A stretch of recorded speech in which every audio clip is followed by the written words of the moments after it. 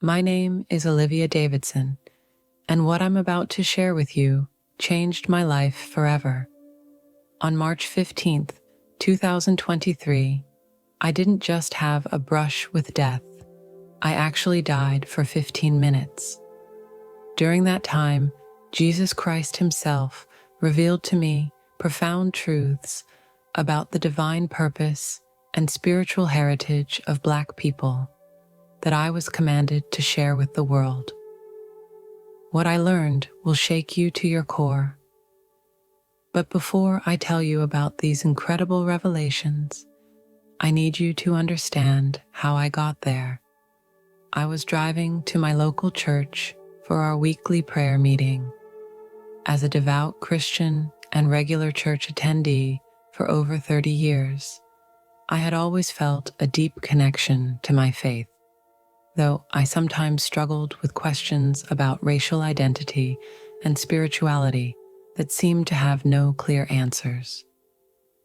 That evening was particularly cold, with a light drizzle making the roads slick. I remember checking my watch. It was 6:45 p.m., and I was running a bit late. Sister Martha had asked me to lead the opening prayer, and I didn't want to disappoint her. As I approached the intersection of Maple and Oak Street, everything changed in an instant. A truck ran a red light, and despite my attempts to swerve, there was no avoiding the collision. The impact was devastating. The sound of metal crushing against metal, the shattering of glass, and then silence. Complete and utter silence. In that moment, I felt myself floating, as if being gently lifted from my body. The pain disappeared, and a profound sense of peace washed over me. When I opened my spiritual eyes, I found myself in a place that defies earthly description. It wasn't quite a room, but rather an expanse of pure, radiant light that seemed to stretch infinitely in all directions.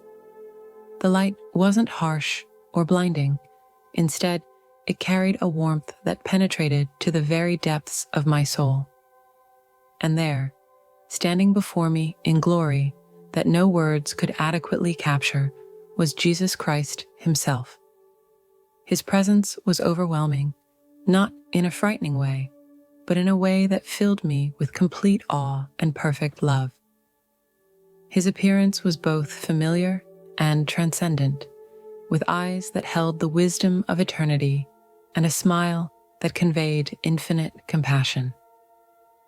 "Welcome, Olivia," he spoke, his voice resonating with authority and gentleness simultaneously. "There are truths you need to know, truths that have been hidden and distorted for far too long." I felt tears streaming down my spiritual face as he approached me. The love emanating from his presence was unlike anything I had ever experienced in my earthly life. It was pure, unconditional, and all-encompassing. "My child," he continued, "you have carried many burdens and questions about your people, about their place in my divine plan. Today, I will show you truths that will set many free from the chains of misunderstanding and prejudice." Jesus then began to reveal to me the true spiritual heritage of Black people, starting from the very beginning of human history. What he showed me was far different from the narratives I had heard throughout my life, even in many Christian circles. "The curse of Ham," he said, reading the question in my heart before I could voice it, "has been one of the greatest misinterpretations of my word. It has been used to justify unspeakable cruelty and oppression, but it was never my intention." He showed me visions of the ancient world, of Ham and his descendants. I saw mighty kingdoms rising in Africa, peoples who carried deep spiritual wisdom and understanding. The images were vivid and clear, great civilizations flourishing under divine blessing, not curse. "Look closely," Jesus instructed, and I saw the true meaning of the events described in Genesis. The curse pronounced by Noah was specific to Canaan, not a blanket condemnation of all Ham's descendants. It was never about skin color or race. It was about specific spiritual choices and their consequences. Your ancestors, Jesus continued, were among the first to recognize the divine in creation. They understood sacred truths that many others would take centuries to grasp. Their spiritual sensitivity was not a curse, but a blessing, a gift that has been misunderstood and feared by those who couldn't comprehend its depth. I watched in amazement as he showed me ancient African spiritual practices, not as the primitive rituals they had often been portrayed as, but as sophisticated expressions of divine understanding. I saw how these practices, when pure and uncorrupted, reflected deep spiritual truths that aligned perfectly with God's Word. The ability to see the sacred in all of creation, Jesus explained, to understand the interconnectedness of all things under my authority. This was a special gift given to your ancestors. They knew that every part of creation sang my praise, that every element could be used to glorify my name. He showed me how this spiritual sensitivity had been passed down through generations, manifesting even through the darkest periods of history. Even during slavery, this divine connection couldn't be broken. It transformed into the soulful spirituals that carried both lamentation and hope, the prayers that moved mountains, and the unshakable faith that sustained millions through unimaginable hardship. Watch, Jesus said, and before my eyes unfolded scenes from history I had never seen in any textbook. I saw ancient African kingdoms where wisdom and spiritual understanding flourished. I saw leaders and priests who walked in deep communion with God, their prayers and prophecies shaping the course of nations. These were not primitive peoples practicing superstition, Jesus explained. They were philosophers, theologians, and mystics who understood fundamental truths about my nature and my creation. Their wisdom was sought by rulers from distant lands, including those mentioned in your scriptures. He showed me how the Queen of Sheba, who visited Solomon, came from a long line of African rulers who pursued divine wisdom. Her journey wasn't just about witnessing Solomon's wealth and wisdom. It was a meeting of two great spiritual traditions, both blessed by God. Your people, Jesus continued, were among the first to understand the principle of communal worship, that when 2 or 3 gather in my name, there I am in the midst of them. They knew the power of collective prayer and praise long before it was written in the New Testament. I saw how this understanding had been preserved, even through the Middle Passage and slavery. The secret prayer meetings in the woods, the coded spirituals, the ring shouts, all of these were more than just ways to cope with oppression. They were expressions of deep spiritual wisdom, maintaining connection with divine truth despite attempts to suppress it. The strength of your people, Jesus said, comes from this unbroken spiritual lineage. Even when they were forcibly converted to various forms of Christianity, they didn't simply adopt a new faith. They recognized the truth in it because it resonated with the spiritual wisdom they already possessed. He showed me how Black spirituality had always emphasized the personal experience of the divine, the importance of direct communion with God, and the understanding that spiritual truth must be lived, not just believed. These weren't departures from true Christianity, but expressions of its deepest truths. Your ancestors, Jesus explained, understood that true worship isn't confined to buildings or limited to certain days. They knew that every breath could be a prayer, every action could be an offering, every moment could be sacred. This is what I taught during my earthly ministry, but many have forgotten. I saw how this understanding had influenced Black churches throughout history. The emphasis on experiencing God's presence, the importance of testimony, the understanding that worship should engage the whole person, body, mind, and spirit. This is not emotional excess, Jesus said, addressing a criticism I had often heard. This is worship in spirit and in truth. Your people have preserved this understanding when many others have lost it in empty ritualism. He showed me how the Black church's emphasis on social justice and community care wasn't a modern development or a departure from spiritual focus. It was a continuation of ancient African understanding that spiritual truth must be expressed in practical action. When your ancestors fed the hungry, clothed the naked, and fought for justice, Jesus said, they weren't just following my commands. They were expressing their deep understanding that love for God cannot be separated from love for neighbor.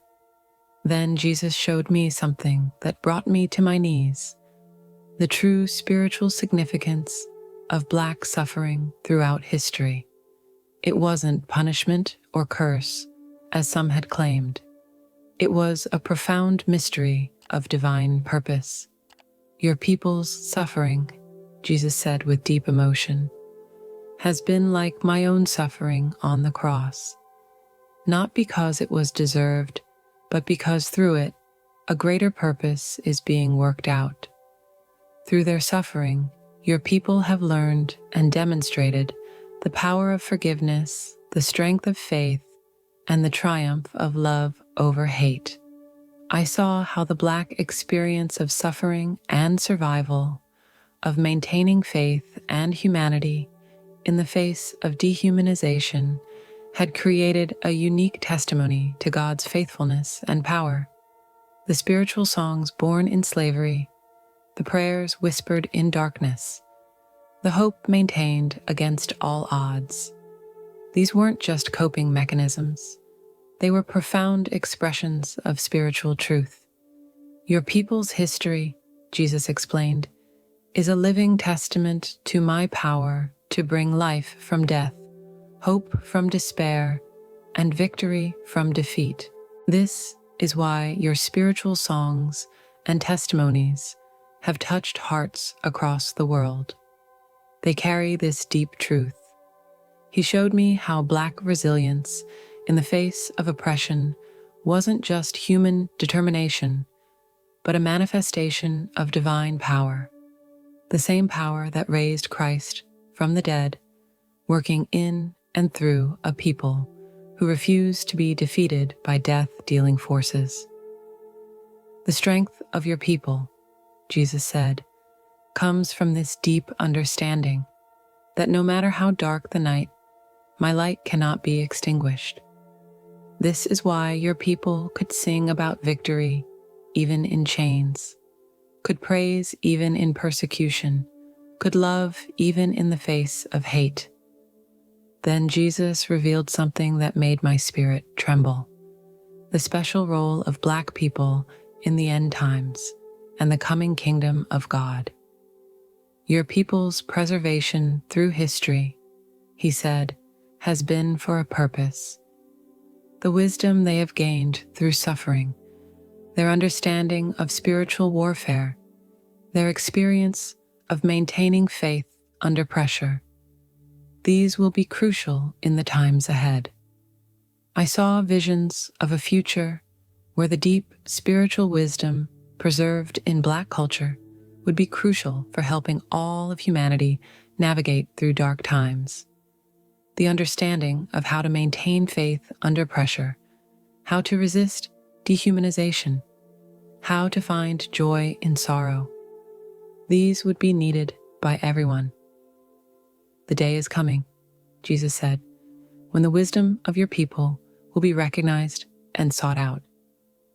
The understanding they have preserved of how to see my hand even in suffering, how to maintain dignity in the face of degradation, how to forgive enemies and love in the face of hate. This wisdom will help light the way for many. He showed me how the Black experience of maintaining identity and faith under pressure had created a template for spiritual resistance that would be needed in the future. The lessons learned through centuries of struggle would become guidance for others facing similar challenges. Your people's story, Jesus explained, is not just about the past, it's about the future. The wisdom gained through their journey will help prepare my church for the challenges ahead. Their experience of recognizing and resisting dehumanizing systems while maintaining love and faith will be crucial. I saw how the Black Church's tradition of prophetic witness, speaking truth to power while maintaining love for enemies, would become increasingly important. The ability to distinguish between systems of oppression and the individuals caught in them, to fight injustice while praying for oppressors, would be vital wisdom for the times ahead. The spiritual maturity developed through your people's journey, Jesus said, will help guide my church through the challenges of the end times.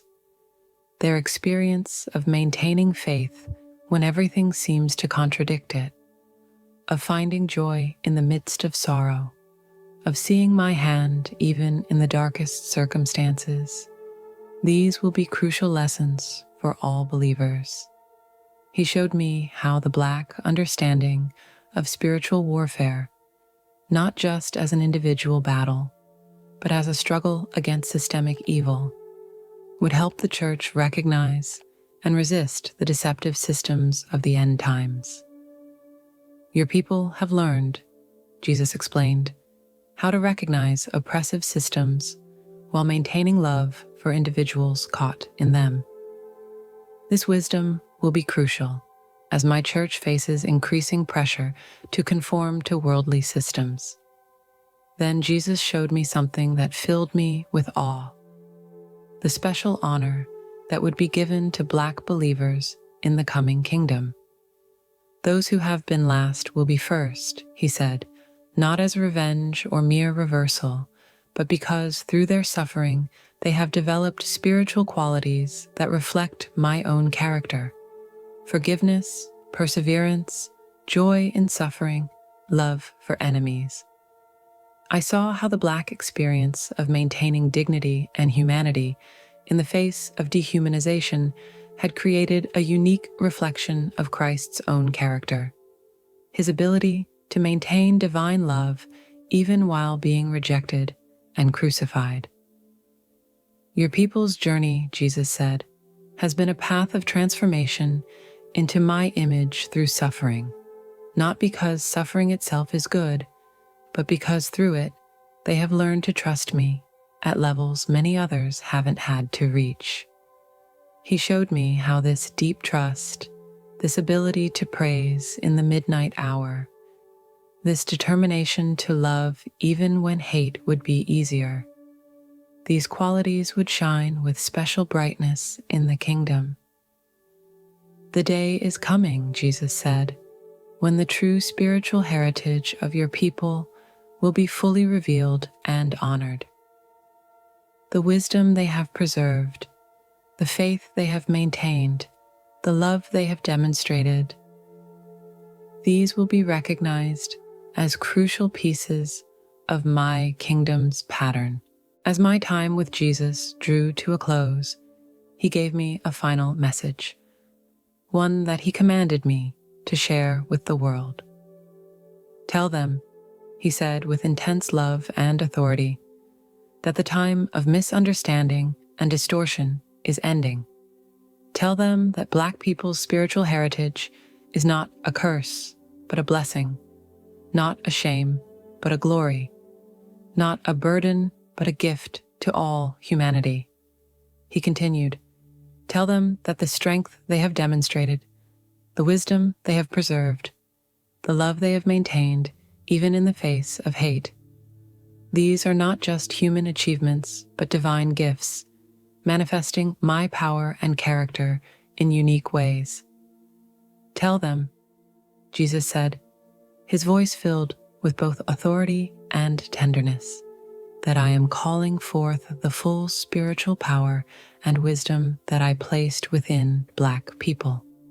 The time has come for this light to shine fully, for this wisdom to be recognized, for this strength to be celebrated. As I felt myself being drawn back to my body, Jesus gave me one final word.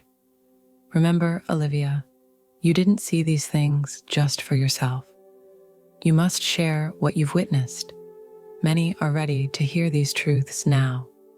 The time of awakening has come. I awoke in the hospital, surrounded by beeping machines and concerned faces. The doctors told me I had been clinically dead for 15 minutes. They called my survival a medical miracle, but I knew it was much more than that. I had been given a divine appointment, a holy mandate, to share these truths with the world. What Jesus revealed to me about Black people's true spiritual heritage and destiny has changed my life forever. It has given me a new understanding of our history, our suffering, and our purpose in God's plan.